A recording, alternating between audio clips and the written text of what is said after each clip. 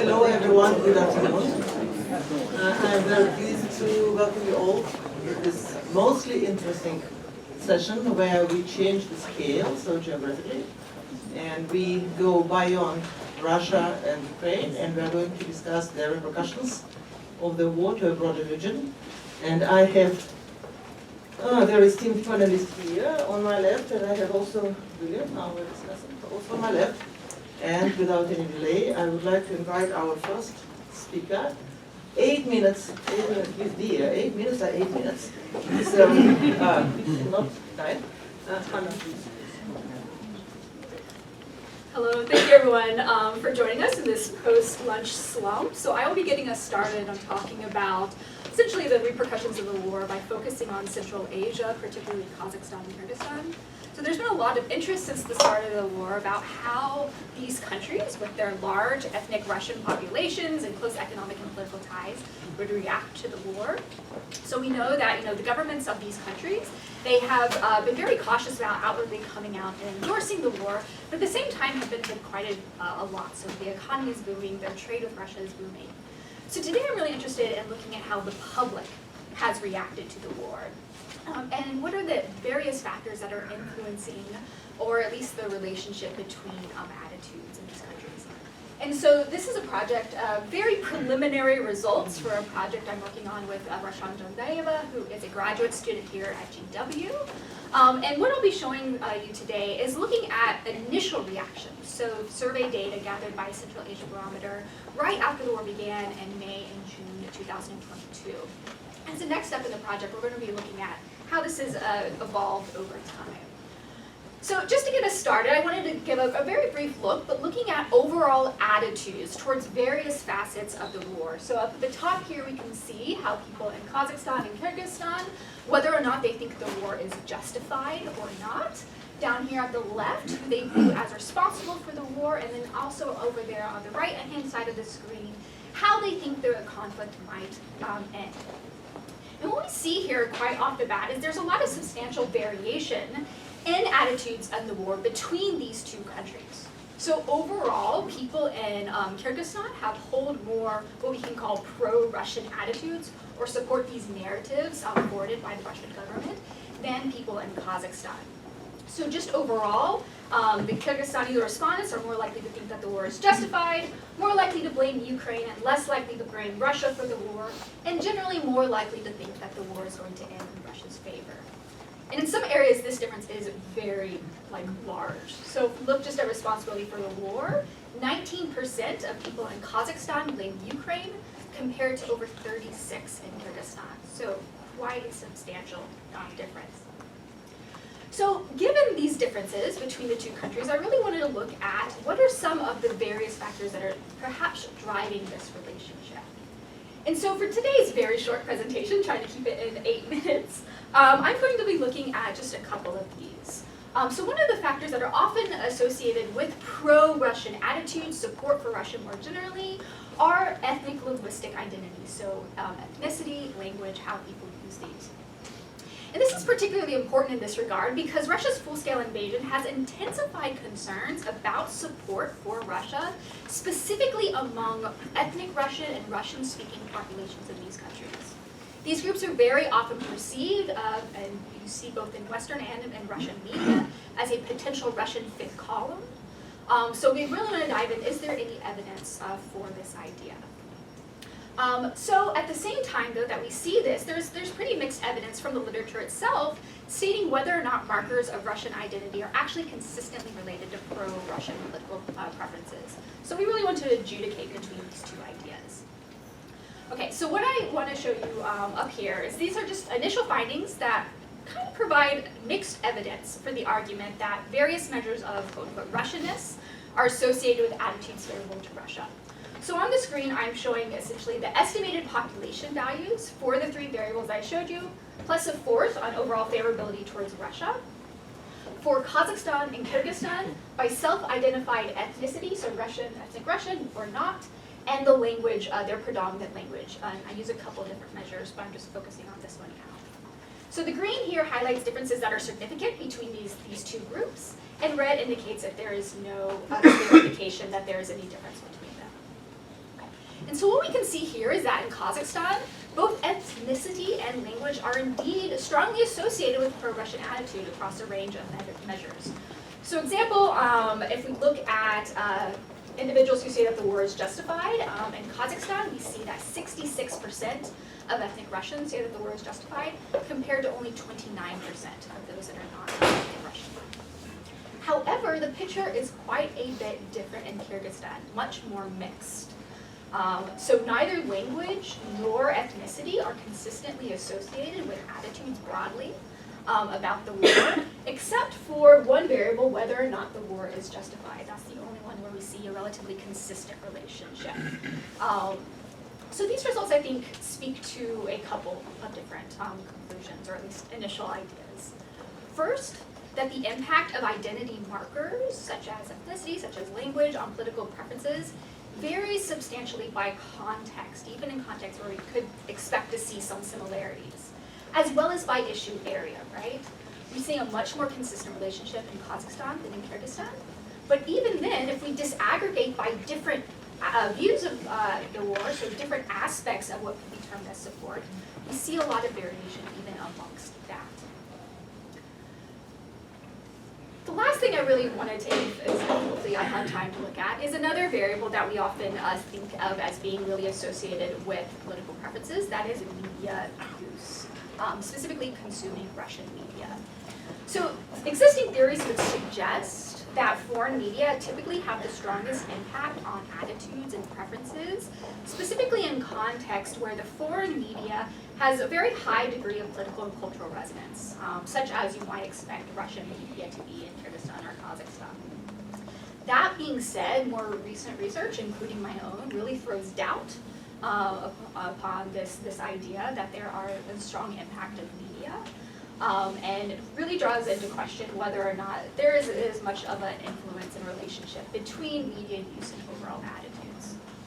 So what do we find here? So same structure, same setup, instead of just looking at Russian media use and not. And I can talk about this a little bit more in the Q&A. So once again, we see very similar patterns that we saw for the other variables of ethnicity and language.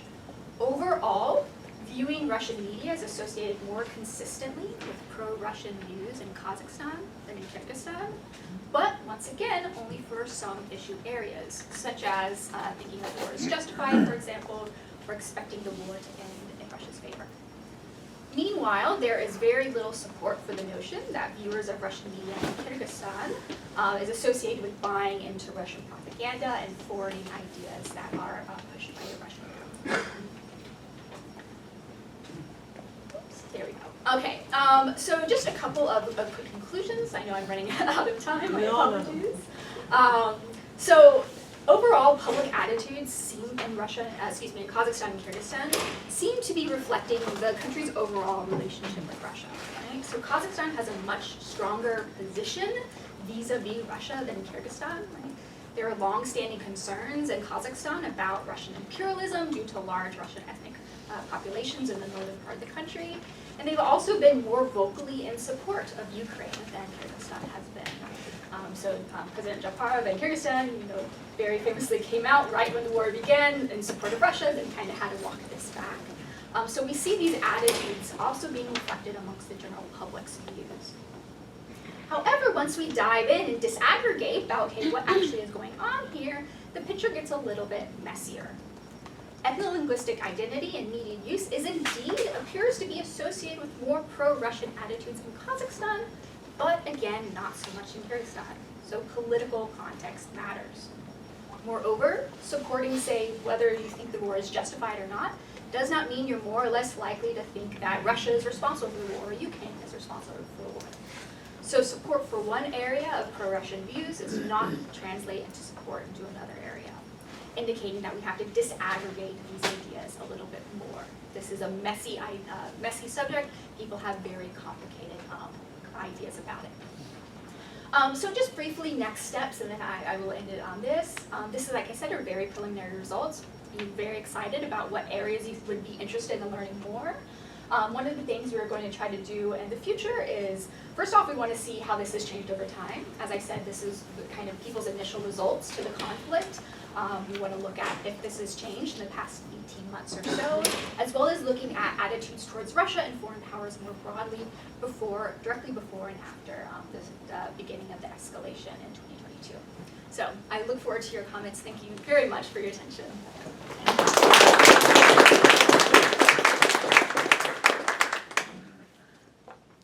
Very much for keeping up with the time.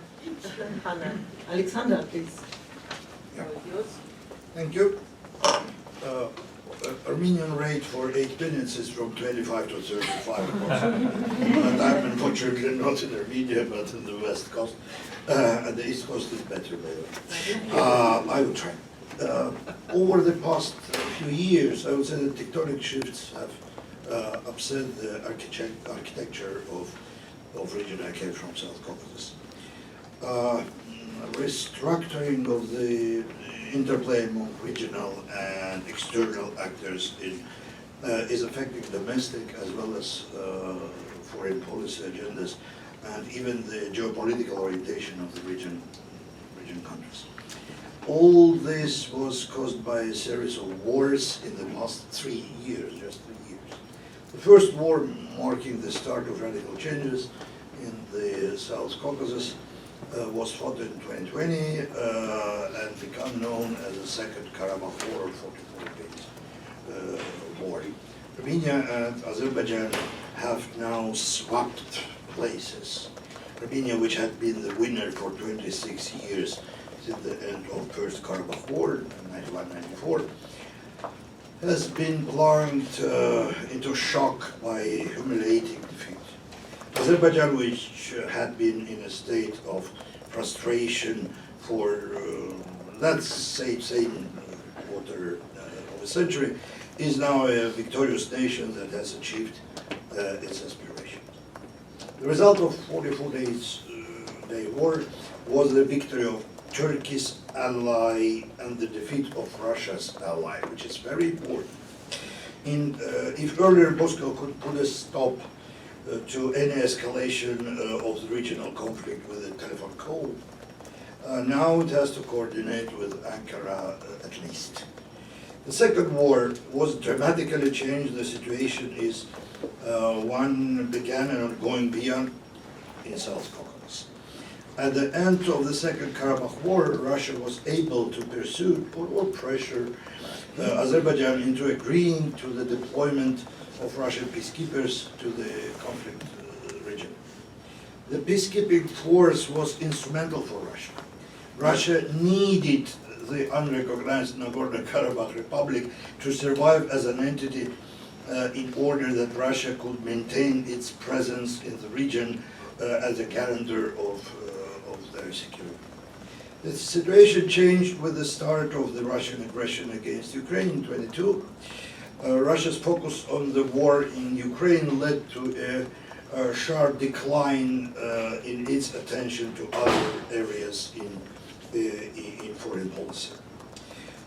Russia stopped selling weapons to Armenia. The peacekeepers all but stopped performing their functions, and the agreement reached on November 9, 2020 were no longer implemented.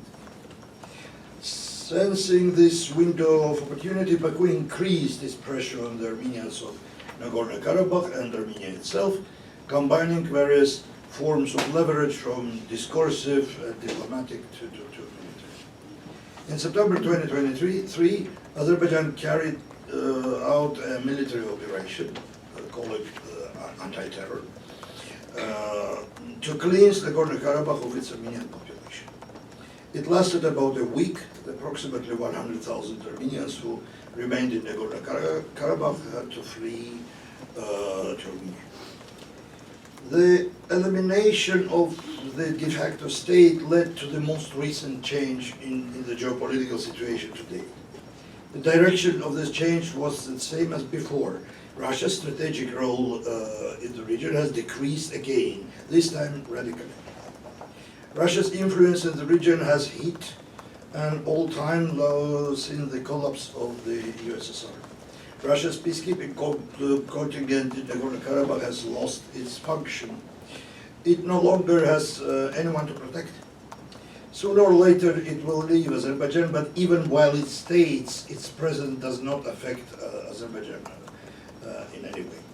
The fact that Azerbaijan could afford to ignore Russia's interest to such an extent speak volumes. The reasons are clear. Russia relies on Azerbaijan for grey energy exports to Europe and has allied relations with Turkey, a country of special importance in the context of the war in Ukraine.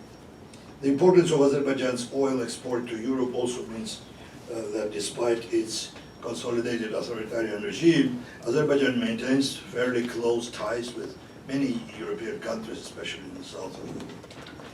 As to Armenia, its incentive to join the CSTO in the first place and then to agree to the peacekeeping operation in Nagorno-Karabakh had been to ensure its security. When this didn't happen, Armenia began to diversify its policies, turning to other external actors in search of political instruments of security. In Russia, this predictably causes annoyance, expressed in harsh statements, which in turn triggers strong responses on Armenians' part. The changes have affected domestic as well as foreign politics. With the start of the Ukrainian war, Georgia began to behave more cautiously, I would say, with Russia. For obvious reasons, Georgia borders on Russia and feel endangered.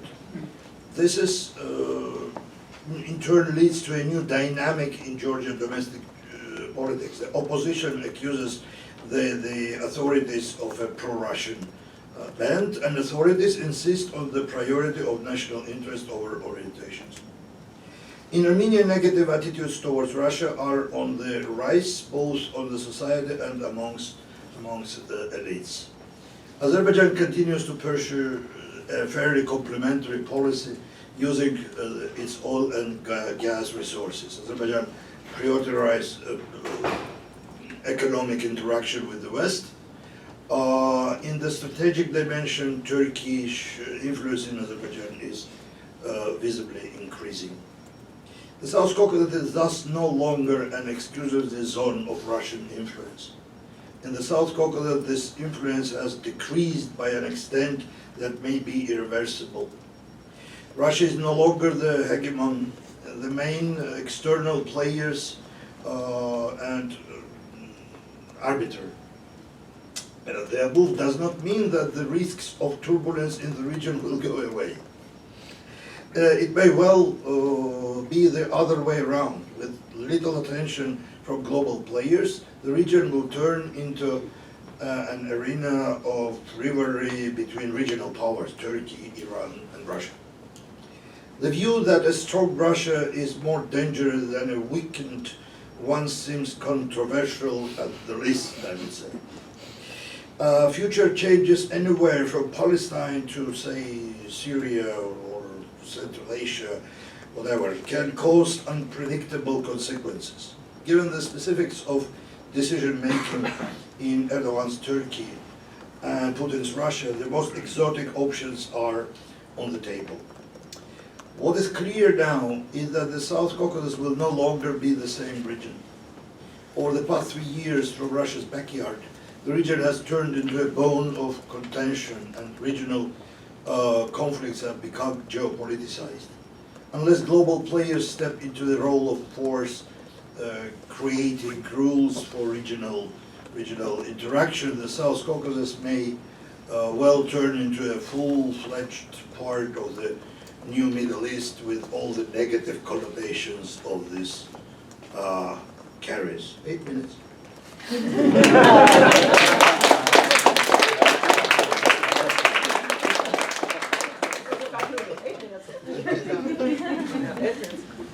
Oh, thank you very much, Alexander. I didn't expect. Okay. It was a nightmare, but you... It was not nightmare. Thank you very much, Ryhor. can ask you to. Thank you, Irina. I can't beat that, so you have to suffer a bit. Yes, we are talking about, with my co-author and colleague Arkady Moshes, we wrote a paper on Moldova and actual repercussions and effects of the multiple crises in the region on Moldova specifically, and then come out with two major arguments. On one hand, we do see that since the beginning of the war, or the war as such, actually shattered Moldova's long-standing geopolitical ambivalence. So we do see that actually Moldova, its government really took a pro-Ukrainian and pro-Western stance, and in a sense, in this regard, embarked on the EU, seriously embarked on the EU membership process. But at the same time, we do see that its actually efforts after it was able with the Western assistance to stabilize and respond to these multiple challenges, it actually moved from stabilization to rather security and short-term political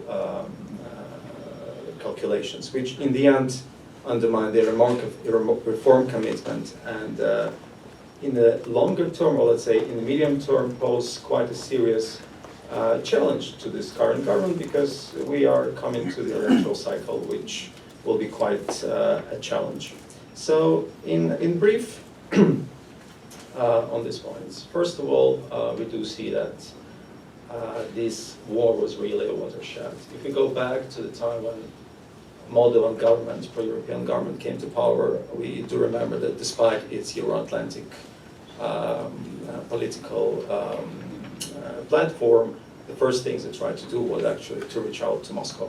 So to make the deals, trying to actually sign a new, effectively signing the new energy contract, trying to negotiate trade, and actually trying to normalize relations. After the war, we do see that Sandu actually abandoned this, and her government abandoned this completely. It's actually supported and tried to do its best regarding Ukraine, including helping with the refugees. It actually took the pro-Western position and pro-Ukrainian position on, and condemned Russia in this regard quite swiftly. And it, in principle, abandoned its geopolitical neutrality, which is actually enshrined in its constitution. So, applying for EU's and getting EU's candidate status along other things. This, however, actually came at a price, because Russia waged quite a significant assault, political, economic, and security on Moldova.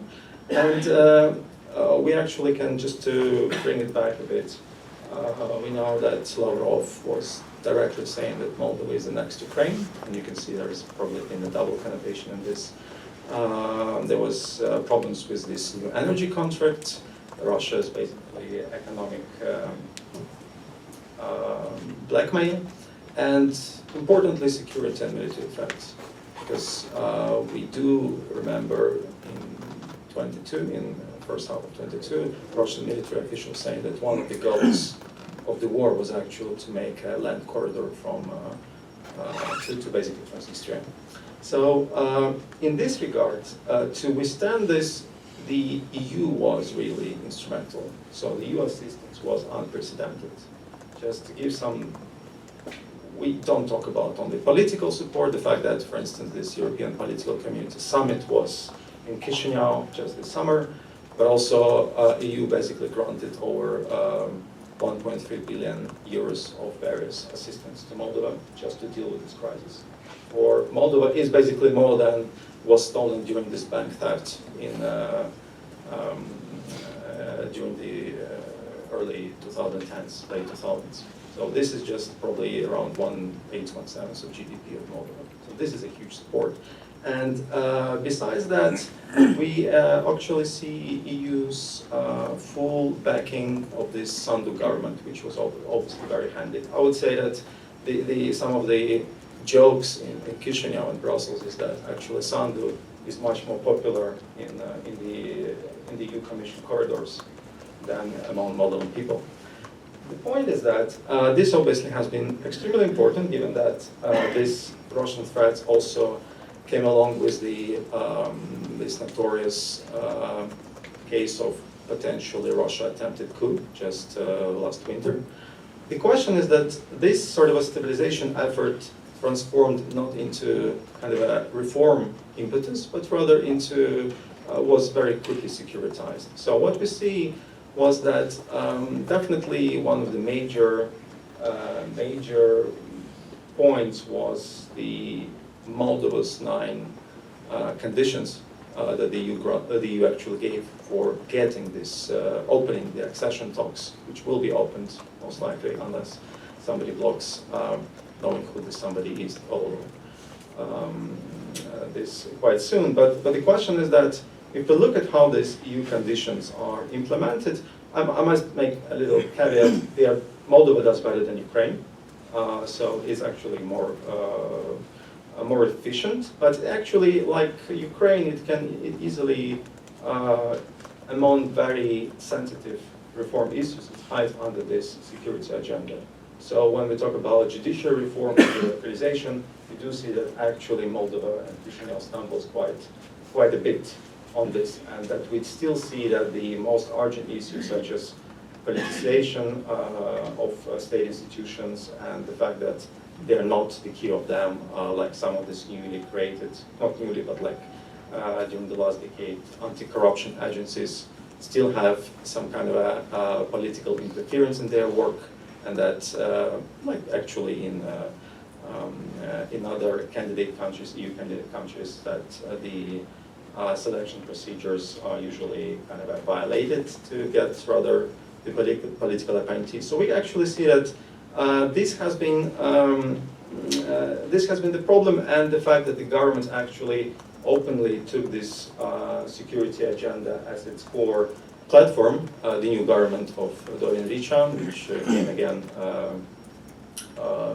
at the beginning of this year, has been a problem, because for them the case of Transnistria and fixing Transnistria issue, the whole overall Moldova security, and fighting the Russia's malign actors within the system, which is important, but somewhat is narrowed down to going after political opponents, which are malign Russian actors, but nevertheless, it doesn't really stop there. There is a lot of this in the judiciary and state institutions, which actual reform help to fix. But this is left aside, and we come to the main problem, which is probably I have like 2 minutes, right? Thank you. So we have the main problem that this government has no time. So we are coming into electoral cycle, which basically starts right now with the local elections, and we do see that the government and PAS doing anything to try to win Chisinau elections, which it's actually unlikely to do, as it looks. After municipal elections, we do have presidential, which is not that important, but then parliamentary elections, which will decide, in a sense, the future of PAS and this Moldova's geopolitical reorientation. Because if we look at the polls, we see that Sandu is the most popular politician. The current government is #1 in the polls, but the next 8 are not pro-European forces on the list. Who they're going to be, we don't know, but they definitely will have, the longer it takes to get to these parliamentary elections, the more chances they will have actually to win. And PAS doesn't have a partner, so it actually clinched its 25–30% of really pro-Western, pro-reform population society, but the rest will go after most likely populist, pro-Russian, who actually wants to fix the social economic issues rather than actually talk about the war, NATO, which is so divisive. So in this regard, we see that Sandu, who won the elections, has been pro-human, meaning going beyond these cleavages, now becomes one of these cleavages. So this is the problem, and again, this kind of unless Moscow messes up, they're capable sometimes.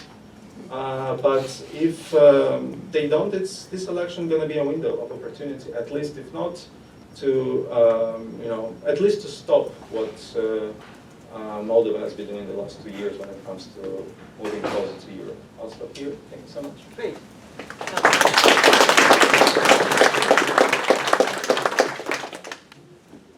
Thank you very much. And our fourth presenter is Mikhail. Yeah, thank you very much, everyone, for being here.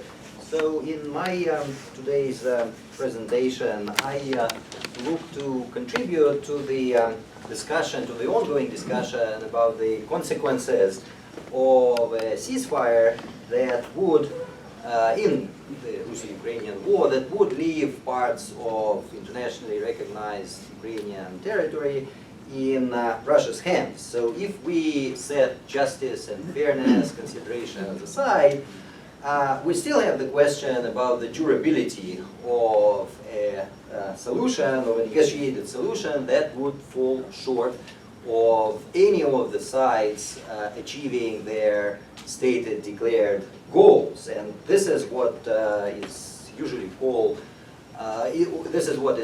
called imperfect peace in Ukraine. So would such an agreement actually last? And also, should political sands start shifting in Russia? Should there be some kind of political transition?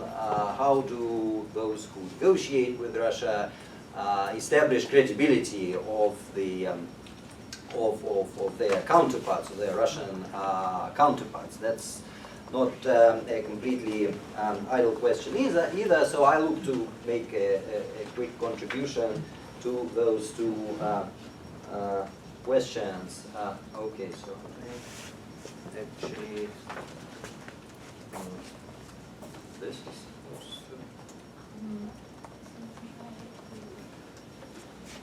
Yeah, I think I should use. Okay, there we go. Yeah. So we can approach this question from an historical perspective. So on one hand, we have seen how the Minsk agreements failed to prevent a new massive Russian attack on Ukrainian sovereignty.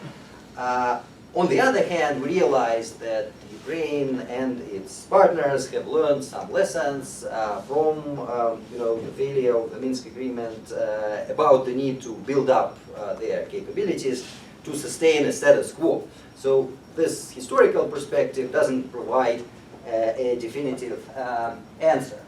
Okay, then we could, and so another way of approaching this, the question about the durability of an imperfect peace in Ukraine is to look at the stabilizing role of principles that would have to underlie such a peace, right? So all existing ideas voiced in the United States and Europe for an imperfect peace in Ukraine are grounded in certain principles, right? So for example, Ukraine agrees to freeze the territorial status quo in exchange for membership in NATO.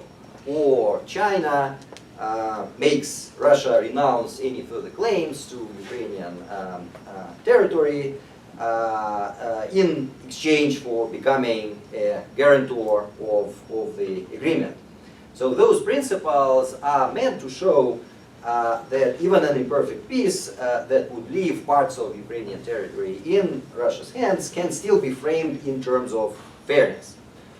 And also we have a body of knowledge, a literature that argues that plausible principles underlying agreements can make those agreements last. So the question here is whether Russia would be willing to buy into any of those principles that could make a ceasefire durable. And here we can speculate about the record of authoritarian expansionist states to take principles seriously. So, so agreements such as imperfect peace in Ukraine require flexibility on the part of their signatories. And for autocratic leaders, as how literature shows, it means that the principles underlying such agreements would likely contradict the established conceptions of global and or international justice that have long been espoused by those autocratic leaders. And in many cases, the espoused conceptions have long underpinned and legitimated the autocrats' whimsical foreign policy. So in the Russian case, we are talking about the struggle for multipolarity, and more recently, for the rallying cry for decolonization on the part of the Russian leadership. So Ukraine was denied the right for an autonomous foreign policy on the grounds that followed organically from Russia's doctrines of multipolarity and anti-colonialism. So Ukraine supposedly needed to be cleansed from the Western and mainly American influence under those pretexts. So there would be huge resistance to compromising those goals because that would mean questioning the Kremlin's cherished foreign policy doctrines that Russia spent many years instilling in its policy-making community. And so an imperfect peace with Ukraine would beg the question in Russia among many of the autocrats' constituencies as to whether all the sacrifice in the form of economic and social degradation that we heard so much about today has been justified if Russia is not being true to its doctrines. And moreover, usually the autocrat's domestic standing hinges on the pursuit of his whimsical conceptions in foreign policy. And so updating those conceptions for the sake of reaching international agreements would also weaken the justification for the autocrats' ways and means in domestic politics as well. So any evolution of the domestic political regime in the neighboring countries under the Western influence has long been considered in Russia as a challenge to Russia's own regime. So an imperfect peace with Ukraine would also pose a problem for the security of Russia's domestic regime if the peace results in Ukraine being, in Ukrainian economy being stabilized and, and Ukraine drifting towards NATO and the European Union. And then furthermore, expansionist authoritarians have historically been averse to principled solutions because those principles constrain further expansion. Right? So in December 2021, the Russian MFA presented the United States and NATO with sweeping ultimatums that went much further than just punishing Ukraine by annexing parts of its territory. Basically, the logic that underlay Putin's decision to annex Crimea in 2014. So an imperfect peace would make the perpetrators of war look weak in the eyes of many domestic constituencies, likely prompting opportunistic behavior on the part of various factions. So, and finally, the Russian autocratic leadership has a record of being averse to accepting principle-based solutions because those solutions were regarded as disingenuous, as essentially as smokescreens for the use of naked force aimed at changing the status quo in the ways that would be unfavorable to Russia. And so the Russian leadership would say that the enlargement of NATO, for example, or climate change policies have all been based on smokescreen principles that conceal the expansion of a friendly alliance, or that conceal unfair international economic practices and competition. So there's more than a fair chance of the incumbent Russian leadership or their rival factions actually ending up invalidating the imperfect peace agreement on the grounds that its principles were imposed on Russia as smokescreens for something really disingenuous. Yeah, so of course this the approach of the sides to the viability of an imperfect peace will be dictated by many factors, by many considerations, including of course domestic politics in Russia, Ukraine, the United States, and Ukraine's partners in Europe at the time when such imperfect peace may come to fruition. And I'm not giving advice here as to whether to make an imperfect peace or not. My memo that I believe will go up soon on the PONARS website is just kind of offers one element of a framework that could help forecast what comes after such a solution is reached. And the bottom line here is that based on what we know about autocrats, about how autocracies approach negotiating principles, a Putinist regime is not going to accept a negotiated imperfect peace with Ukraine. Thank you very much.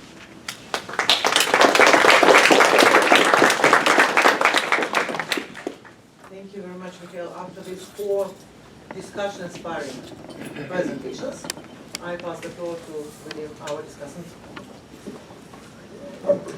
Thank you very much, and my thanks to PONARS and the organizers this year for the opportunity to serve as a discussant this year. I always enjoy the role since I get to read and comment on excellent papers that invariably deal with important topics, but this year and this session is a particularly welcome opportunity. Russia's expansion of the war and massive invasion of Ukraine in February 2022 have truly upended existing regimes and relationships in the region and opened the prospect of tectonic changes in many instances. The 4 fascinating papers we've heard illustrate the range and depth of geopolitical changes which appear to have been set in motion by Russia's war. And my comments are based on the papers that I read. I will try and take into account what I also heard here. It's mostly what's in the papers, but my apologies if I miss something or don't track totally. First, let me turn to Ms. Chapman and Zhandaeva's examination of attitudes towards Russia's war on Ukraine, Kazakhstan, Kyrgyzstan. This is the paper comes against the background of the perception of many observers and pundits that Russian power is receding from Central Asia. And so here we have some statistical data to look at to see whether this can confirm or contradict this. The popular attitudes towards Russia, specifically in Kazakhstan, Kyrgyzstan, are clearly come out of the data that it's more complex than simply a universal turning away from Russia. The attitudes from the tables, the statistics we've seen are clearly contradictory. The conclusion that the Kazakh public is more critical than the Kyrgyz public may not seem surprising, but what comes out of it to me is especially the complexity and the need to investigate further, that you get some things that are surprising and some things that are counterintuitive. But there's a lot that we need to look at because things are changing and the context and the particular circumstances in each state and each public may be important to this. So I welcome the further insights that are going to come from further work on the project. I also wonder about the statistical import of some of the differences cited. The one that struck out at me is that the difference between Kyrgyzstan and Kazakhstan over whether Russia will lose. And the paper cites, well, there's a difference between Kyrgyzstan and Kazakhstan. To me, I look at 5% and 13%. Boy, nobody expects Russia to lose throughout there. Is there a lingering sense or awe of Russian power in the region? So we certainly need to add more questions, do more work. So I find the paper really an intriguing initial step in a process of investigating and interpreting public opinion in Central Asia, and I really look forward to seeing more because obviously big changes are going there, And we really need to look at what they are and understand them in greater depth. Mr. Iskandaryan's paper is a succinct strategic look at the shifts in the South Caucasus occasioned by the most recent wars between Azerbaijan and Armenia, the violent resolution of the Karabakh question, and the eradication of Nagorno-Karabakh as an ethnic and political entity. Not just the academic community, but the region and the world are just beginning to understand the significance and implication of what's happened. I very much agree with Dr. Iskandaryan, his assessment that the South Caucasus is now no longer just part of the post-Soviet space, but really part of a greater Middle East. It also seems pretty clear to me, I agree with his narrative, that Russia was able to assert its influence in 2020, but by 2023, with Azerbaijan's actions, Russia really appears powerless, or appears much more to need much more from Azerbaijan than from its from the long-standing geopolitical alignment of Armenia. The paper also looks at the future roles of and importance of external actors, and as the personalization in the title suggests, Putin and Erdoğan are going to be very important, and indeed, Turkey's involvement and increasing influence and success are really something to be chronicled. He also sees an eventual eclipse and exit for Russia. I don't know. I mean, I've heard we'll see, but it's a question that needs to be raised. As for external actors, I would like to see, not faulting it for not being in the paper, but the role of Iran here is something that I think really needs to be examined. Iran was interested in the late 80s, early 90s, got excluded, and I fear or think that they may well be looking for greater involvement. Whatever one's position on these issues, the paper has given us a compelling treatment of the implication and significance of what's truly an historic change in this region.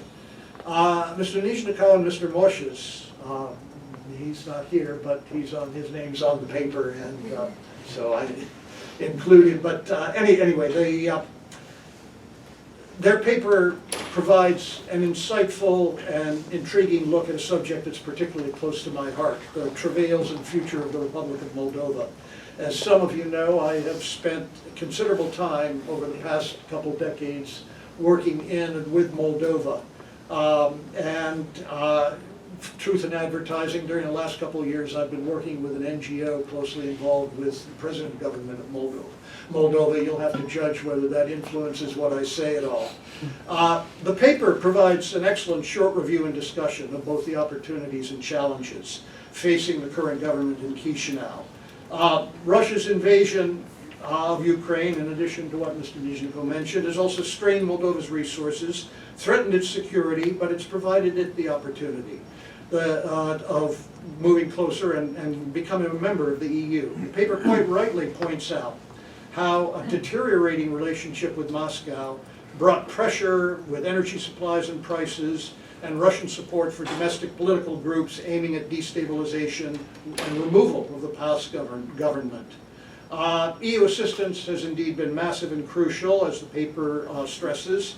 In this sense, Moldova has a crucial actor in its corner, and which may help it realize its long-standing goal of Euro integration. The failure of the POS government to make more significant progress in its fight against corruption, the issue on which it campaigned widely in 2021 and 2021, is quite true, and it's distressing to many of those who supported POS. However, one might respond, and I just wonder, by asking, what is the government to do when Moscow provides massive, illegal, financial, technical, and personnel support to some of these political opponents? In addition, the party leader, Shor, the smaller of the parliamentary parties, is no mere opposition leader. but he's a crooked oligarch responsible for the theft of $1 billion in 2014 and for the long-standing operation of the Russian laundromat through Moldova, who has now sought refuge in Israel, and because he has dual citizenship, is not being extradited by the Israelis. How does one deal with this problem? We have a problem like this in the United States, similar, not exactly the same, but the prosecution of a political opponent, when the political opponent may well be guilty of opposing the very system in which he or she participates, is certainly not an easy question to answer. The authors clearly capture the uncertain future for reforms and for the government in Chisinau. The upcoming electoral challenges to POS are serious, and the only thing I wonder in terms of the solution that's proposed at the end of the paper is doubling down on reforms. I wonder whether the government might be, and for sake of discussion I throw out, might the government better serve dealing with economic questions like the price of energy while pursuing reforms on a longer term basis, since one can't reform anything if one doesn't remain in power.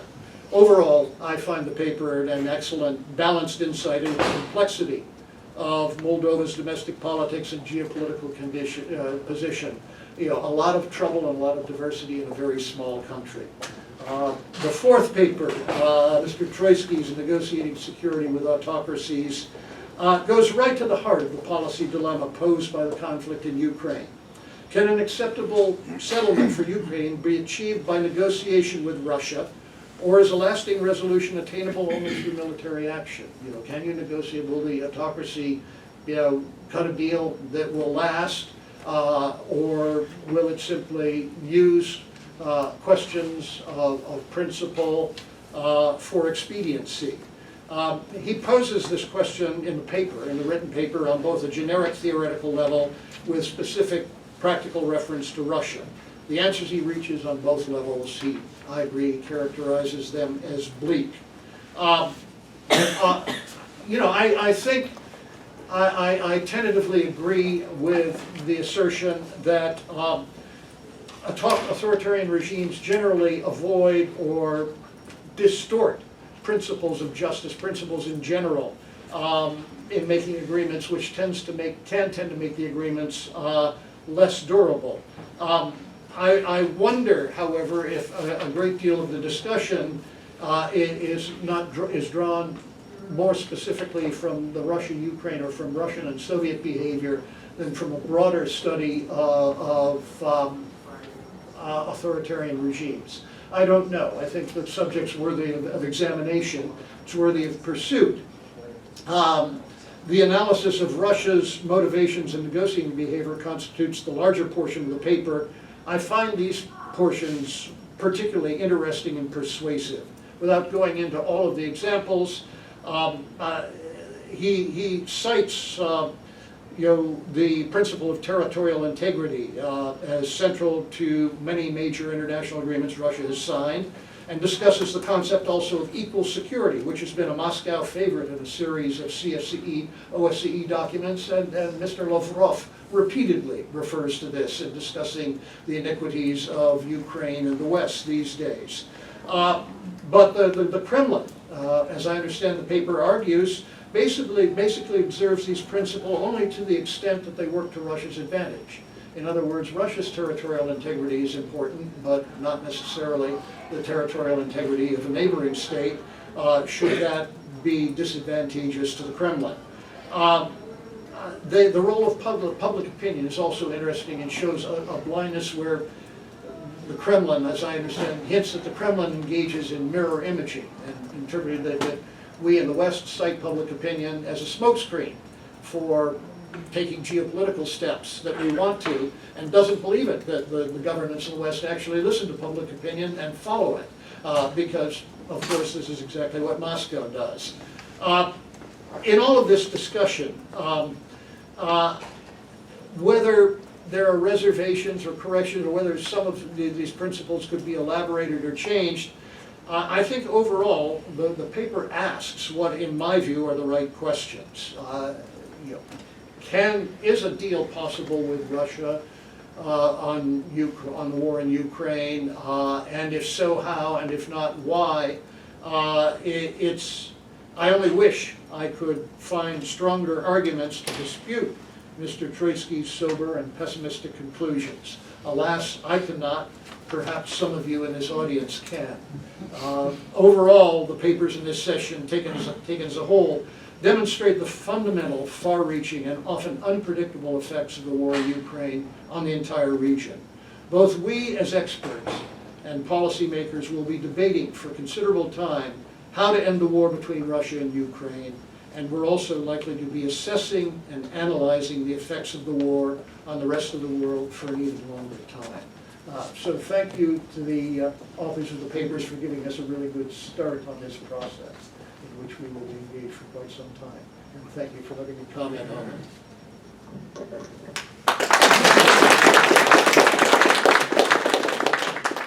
Thank you very much, William. And now we start collecting questions, and then I will see how many questions we have, and then while I will pass the floor to all the presenters in this order, starting from Hannah, please also respond to the considerations of our discussant, please.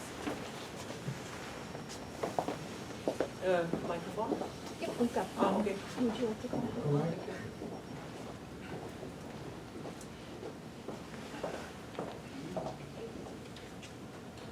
No. Thank you. Harley Balzer, Georgetown University. Hannah, I'm wondering, I didn't get a chance to read the memo ahead of time. When did you do the interviews? And would you expect the events of the last 8 or 9 months to really start to have an impact on the opinion in these two countries, especially Kazakhstan? There have been raids on migrant worker communities in at least 6 Russian cities, probably more, forcing them to go to Ukraine. The countries that have dual citizenship have now told their citizens that if they fight in Ukraine on either side, they would lose their citizenship or be subject to prison back home. That's really cut way down on the number of people willing to go to Russia. The numbers have shrunken massively. The only country that's sending any significant numbers now is Tajikistan. Other countries like China, because of the currency, no longer send people. Is that going to change this equation? Volodymyr, please, thank you. Thank you. I have a question to Mikhail. I just wondered whether the logic of your argument is not so much about the logic of autocracy, but about some assumptions about the certain elite groups within the Russian ruling elite that might not allow Putin to make the decision for an imperfect peace. So they would be even more kind of like imperialistic or jingoistic than Putin, and so they would undermine the peace compromise, right? And I would wonder whether these assumptions are actually right, especially in the light of our previous panel. Let's say Margarita's presentation, which questioned the extent of support for the people like Prigozhin in the Russian society and possibly among the Russian elite, or in the light of our data that questioned the extent of kind of like ideological support for Russian expansionism, and whether, for example, the freezing of the conflict might actually help to achieve partially at least some of those economic interests, institutionalizing a kind of like a new Cold War that might be also beneficial for Russian domestic security and might create some basis for sustainable peace that might work. Thank you very much, Volodymyr, please. Hello, Miriam Lanskoy from NED. I wanted to ask Alexander Iskandaryan about US and EU efforts at negotiations over the last year. I'm thinking specifically of the introduction of EU observer mission in Armenia, which I understand is having a role in deterring Azerbaijan aggression against Armenia itself, as well as this idea of a treaty between Armenia and Azerbaijan? Do you just find these efforts to be,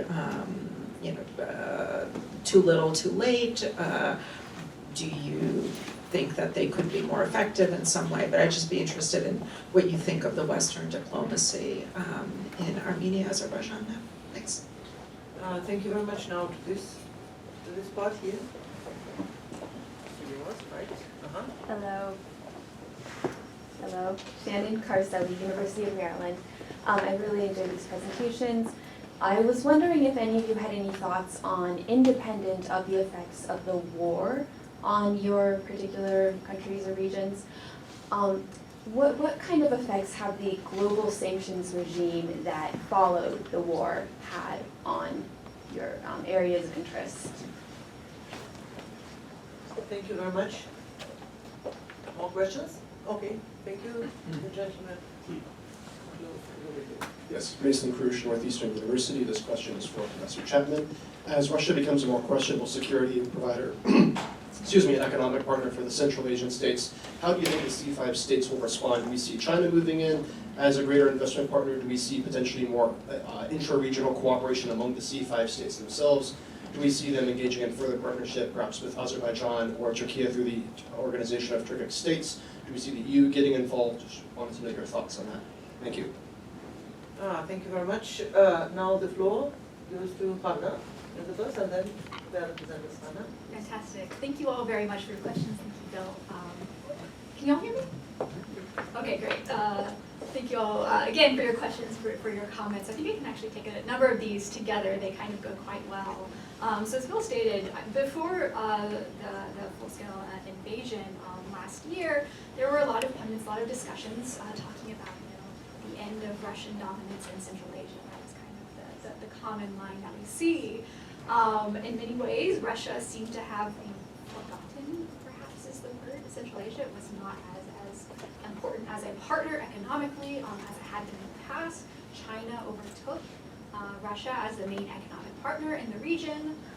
We see that situation change a lot. The sanction regime, to get to that question, has boosted the economic relationship between these two countries. Russia, once again, has become the dominant economic partner, trying to see itself fall to two for the first time in many years, in large part because Russia has been using Central Asia, and Central Asia has been taking advantage of the sanctions regime to kind of funnel trade between the region.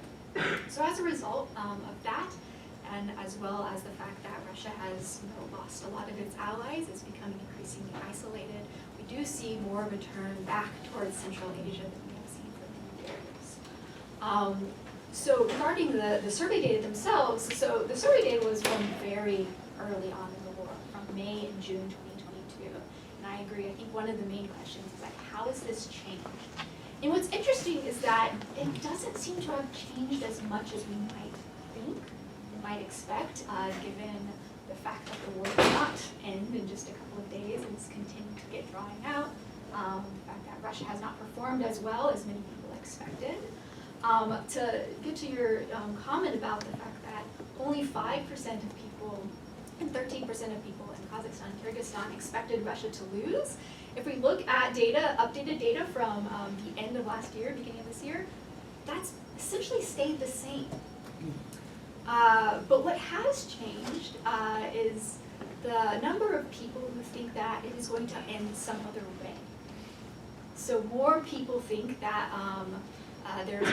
the war is going to end through some type of negotiation, through a diplomatic discussion, rather than Russia outright winning. And fewer people expect that Ukraine will have to give ground, which I think represents our long-term outlook about Russia's performance relative to Ukraine. So I think this is something that will continue to change as the war drags on, as we see more implications about how this will impact the countries domestically. So I think this is something that's going to be ongoing for quite a while. Thank you. Alexander? I have a question from Miriam. Role of US and EU. They use political instruments, which is not enough. United States, they could propose a format, a place, a support for negotiations. Azerbaijan didn't need negotiation. They didn't need peace. They needed Karabakh, and that finished as it finished. As for EU, you have on the ground monitoring mission. In beginning, it was 40 persons, 40. Now, formally, they are 200. In reality, they are a bit more than 60, because others are people who are in Yerevan, you know. People who monitor the border, they are 62, 63, for 400 kilometers. It's not enough. So they please don't understand me that that we don't need, we need them very, very much, because if without United States, without Europeans in this problem, we will become second Belarus. So to have some formats which would work at the territory, at the Armenian territory, because they are not in Azerbaijan. Azerbaijan didn't allow them to come to their territory there at the border. And growing of this group, and if more Western countries, external actors will work there, it would be very good for at least stabilization of the situation. We still don't know how far Azerbaijanis are going to go in this problem. You know that about 140 square kilometers of Armenian Republic of Armenian territory is occupied now by Azerbaijanis. So we need them, but I cannot say that they can replace Russians or resolve the problem using just political instruments without sanctions, without other instruments. You really cannot help a lot, I would say. Thank you. Mikhail? Thank you. Who doesn't want to be second Belarus? On a more serious note, well, thank you so much for your comments, Mr. Yale. I think, you know, you raised very important questions.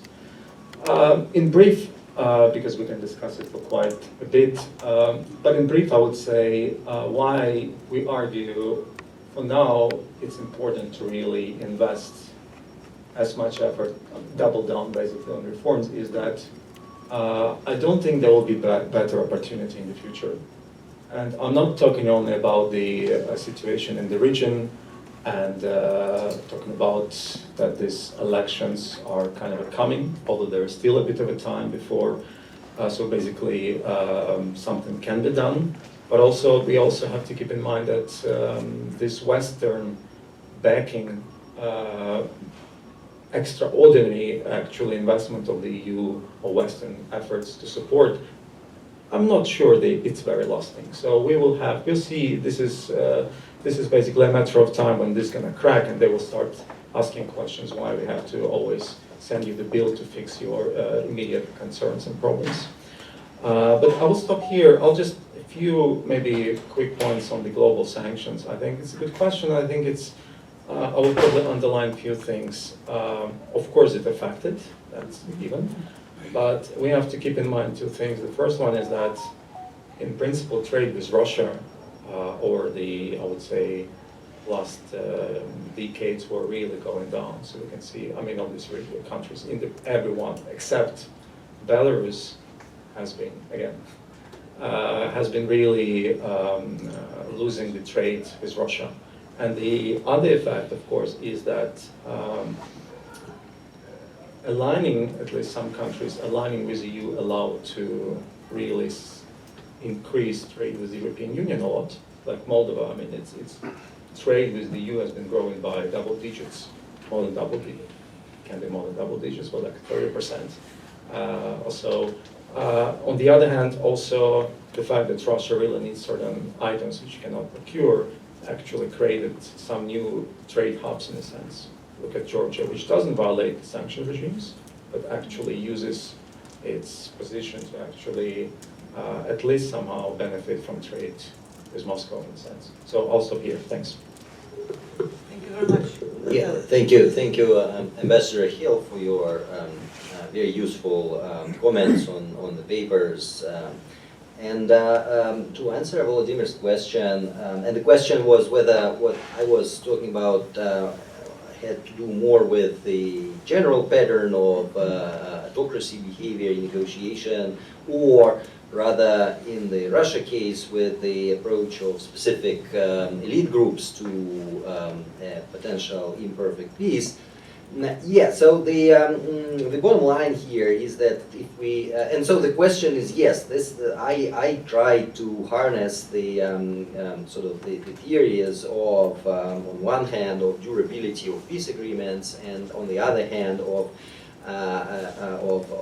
the patterns of behavior that autocracies have consistently displayed in negotiation, to harness those two theories into answering the question of how durable an imperfect peace agreement on Ukraine could be. The problem with trying to figure out and to second guess, so to say, the interests and positions of specific elite groups in Russia, that's quite an unrewarding task, because constellation of forces constantly change, and any such ad hoc analysis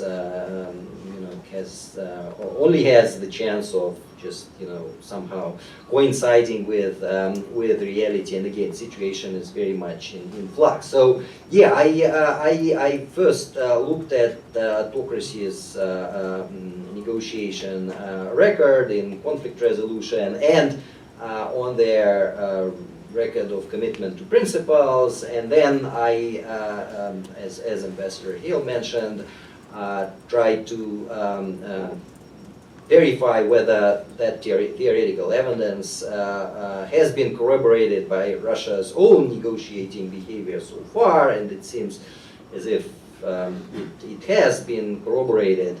And then I kind of applied those findings to the discussion of the prospects of an imperfect peace. And it's important that we are talking here about an imperfect peace, a negotiated solution that crystallizes as a result of a mutually hurting stalemate, as someone on an earlier panel mentioned today. We are not talking about situations bordering on a defeat for any of the parties. We are talking about a negotiated solution, and whether it can last, and it seems as if it can last if it's based on shared principles, and it seems as if autocracies have displayed little commitment historically to observing those principles. So my bottom line, if anyone is to negotiate with a Putinist Russia, then it might not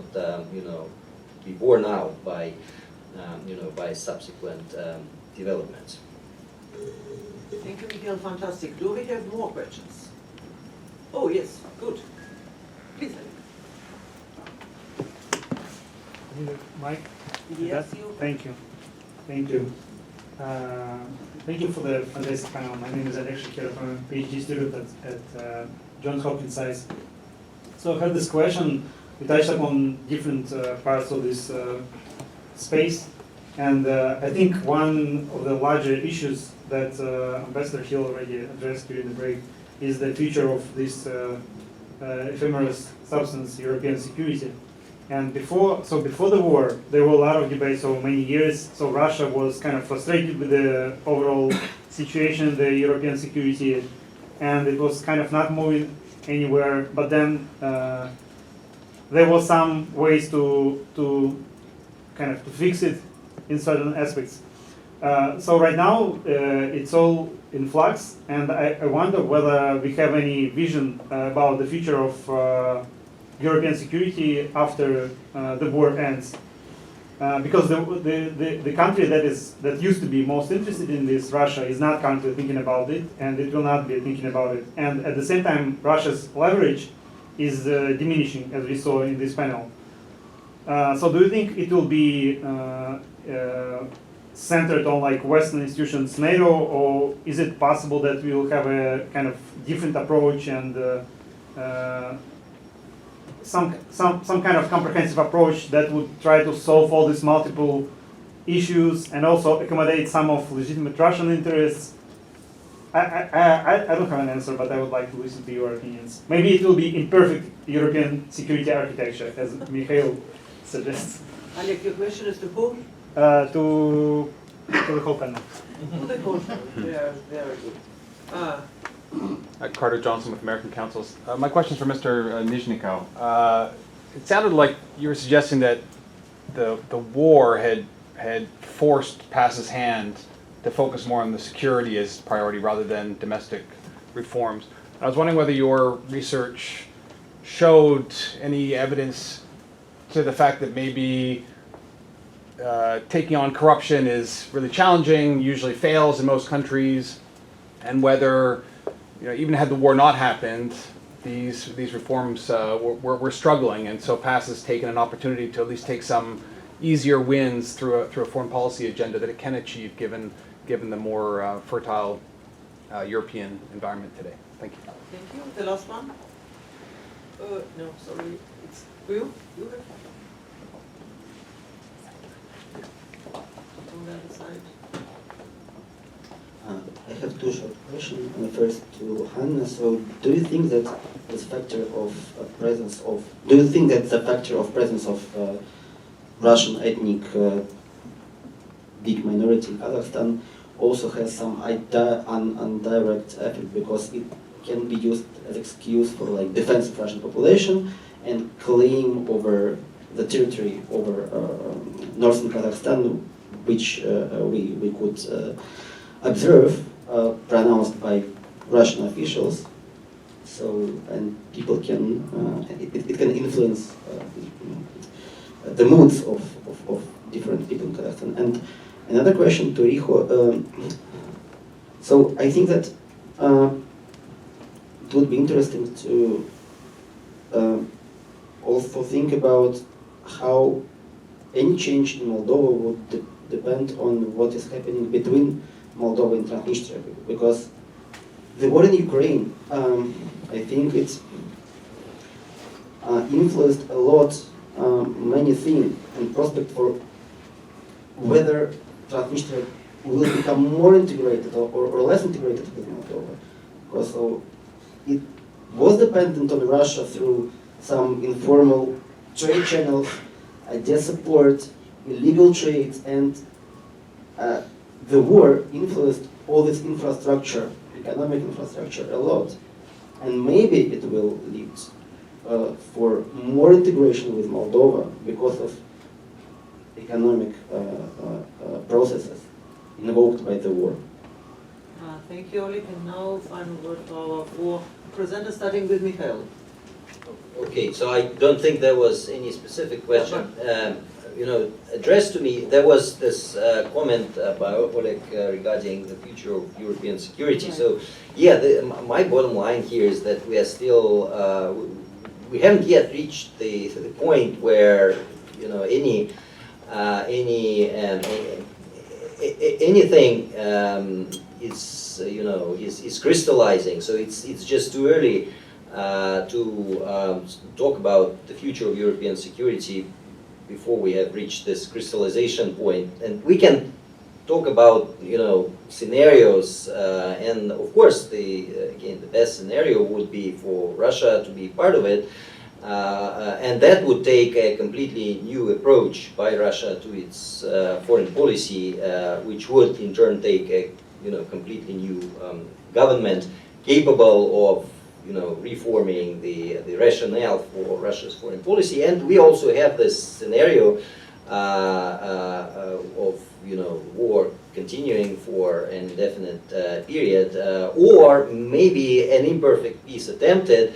I can see Russia attempting an imperfect peace by hedging the risks of domestic backlash against such peace by just de-emphasizing Russia's relationship with Europe, and that has now been the line for a couple of years.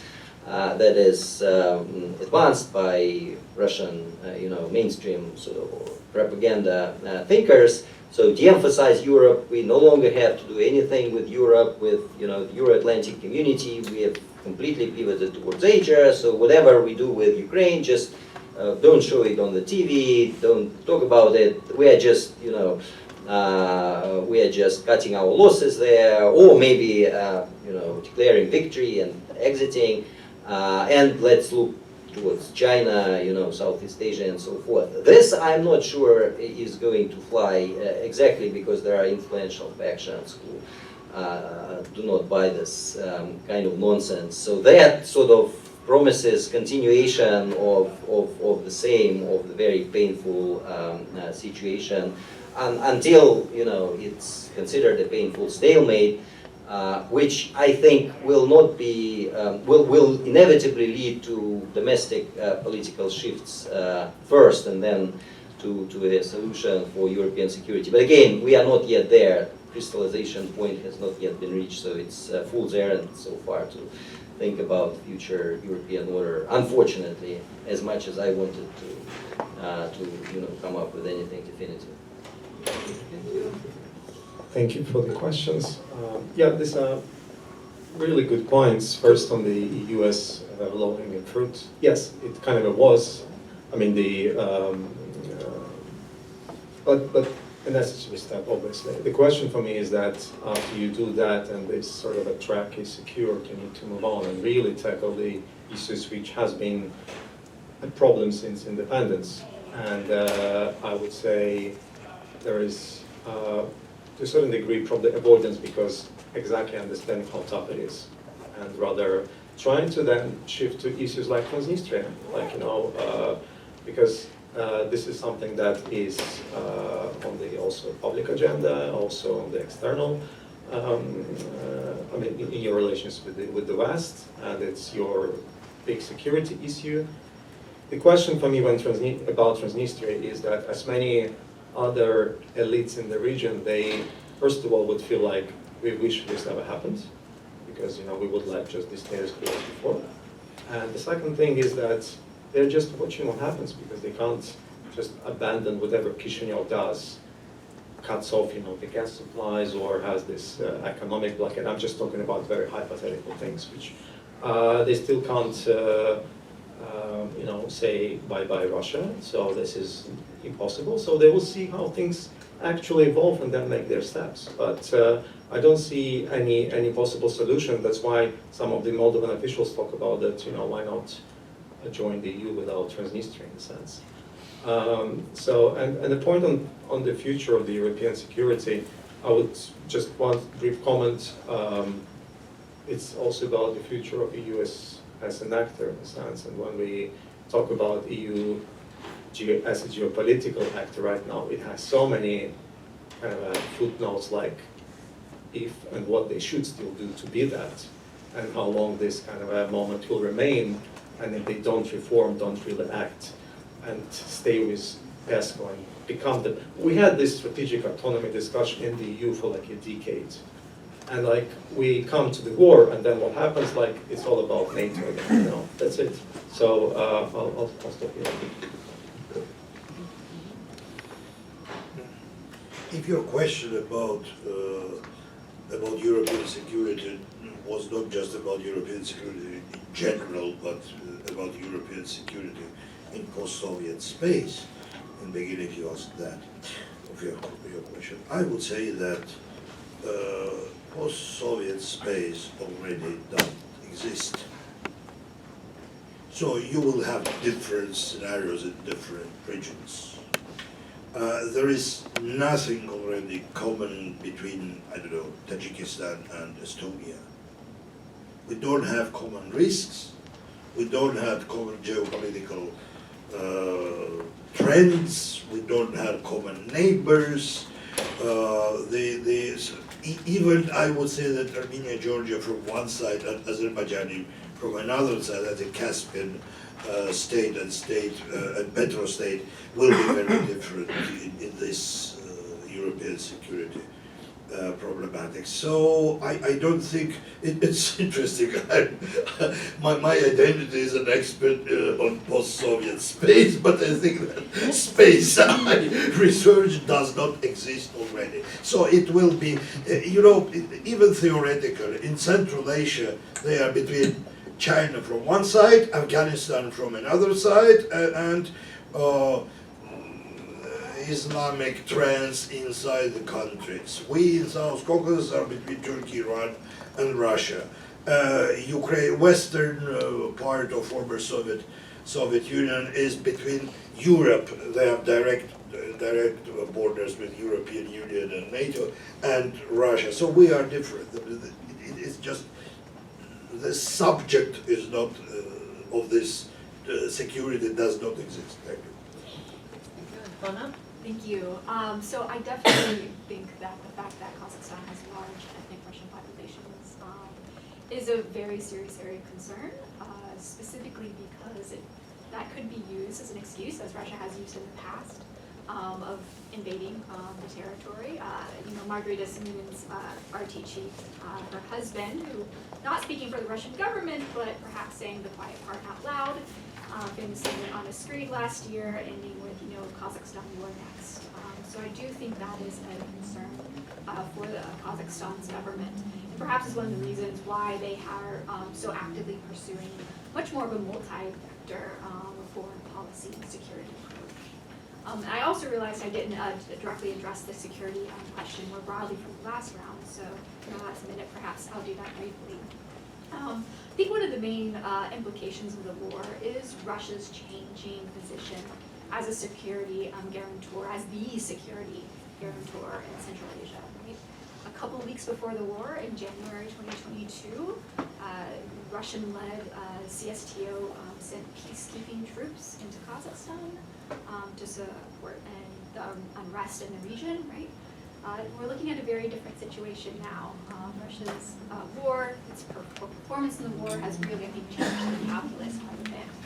And in Central Asia, we're really seeing the governments pursuing quite a balancing act, right? Understanding on one hand that there are economic benefits and things that can help the country as a result of the war, but also realizing that they need to be careful not to come out in support of Russia, which they have been very strategic in doing. Rather, what we've seen is quite a bit of diversification within the region, right? Tajikistan, we see a lot more discussions going on with Iran, for Kyrgyzstan, Kazakhstan, and to a slightly lesser extent, Uzbekistan, China, and more Turkey are becoming part of the conversation, as well as Western partners. I also think that one of the things we have to look at is how the conversations are happening on the ground. There's been a lot more questioning, particularly in urban areas, and in Kazakhstan and Kyrgyzstan, but more broadly about Russia's role, both presently but also historically in these countries. More of a discussion of Russia as a brutal colonizer rather than some benevolent empire, some benevolent partner. And I think that is something that is definitely important to keep an eye out. But the major takeaway here is that Russia is no longer a reliable guarantor of security in the region. And so that we need to look towards what are the alternatives, and governments are actively doing so now. Thank you. May I offer one brief fact about Transnistria and one more general comment? Things change over time. Transnistria 30 years ago was a Soviet museum of the Soviet Union and a Russian proxy. Today, Transnistrian enterprises, which since the 1990s have conducted the majority of their external trade with Western Europe and North American markets, since 2015, Transnistrian enterprises are part of Moldova's deep and comprehensive free trade area, negotiated the association agreement with the European Union, and the Transnistrian economy operates fully within Moldova's economic and legal space. They're not politically integrated, but it's oriented. The most valuable economic object in Transnistria these days is probably football club FC Sharif, of the Sharif conglomerate, which is in the European Champions League. And the orientation is definitely playing in Brussels and not in Krasnoyarsk.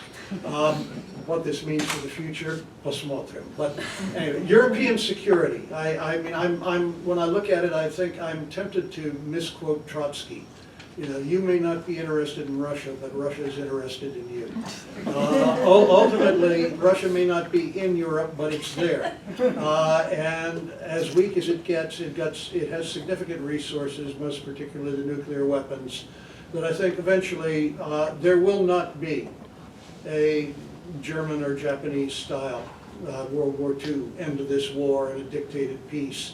So there's going to be some sort of deal. And the question really remains what sort of deal that's going to be and what that means for the basic security relationship and political and security order in Europe when it ends. And this is really up in the air because the problem, certainly I've been over in Europe a number of times over the past year, and from what you hear from representatives of both sides, they all think they can win right now, which means that this is likely to go on.